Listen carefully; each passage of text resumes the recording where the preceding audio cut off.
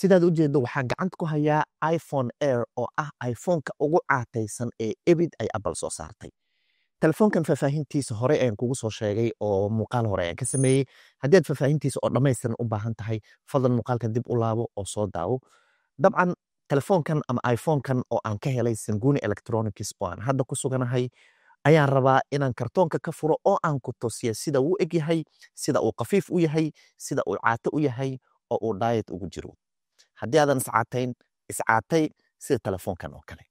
iPhone Air-ka waxa uu caan ku yahay in uu aad caato u yahay oo uu diet galay ilaa khafiifnaantiisa labada far aad ku qaban karto sidaad u jeedo. Laakiin haddii aad iibsato fadlan labada far ha ku qabanin sababtoo haddii uu kaa dhaco adiga ayaa mas'uul ka noqon doona.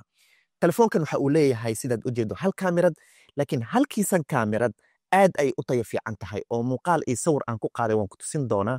Aad ayaan uga helay tayadiisa. Sidoo kale portrait mode wuu leeyahay oo aad ku sawiran karto sawiro portrait aad ku qaadan karto.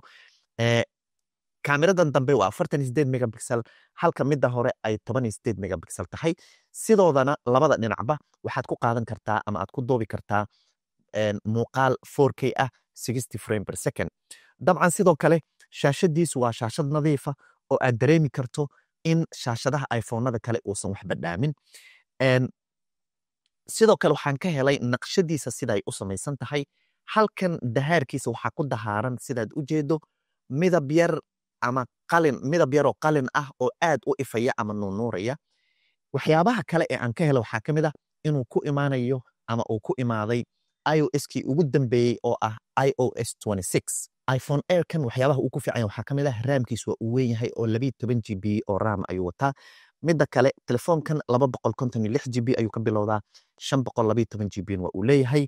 Haddii marka aad u baahan tahay inaad telefoonkan iibsato waxaad ka heli kartaa Sanguni Electronics oo aan hadda joogo oo telefoonkan caatada iyo dhammaan iPhone-nada iyo telefoonada kaleba aad ka heli karto. Ugu dambeyntii haddii aadan muuqaalkan jacayl u reebin fadlan ilaawi inaad jacayl ugu reebto sidoo kalena aad nagu soo biirto ugu dambeyntiina muuqaalkan aad la wadaagto saaxiib aad isleedahay iPhone-kan caatada ah waa uu u baahan yahay ama waa uu xiiseynaya. Anigoo kaa imaad celina waqtiga qiimiga badan ku xisay daawashada muuqaalkan inta laga gaarayo muuqaalka xiba idankii nabadgelyo. Waxaan kaa ilaaway in telefoonkan baterigiisa uu yahay 3150 mAh oo ah meesha kaliya aan isleeyahay dhaliil ayuu ku leeyahay.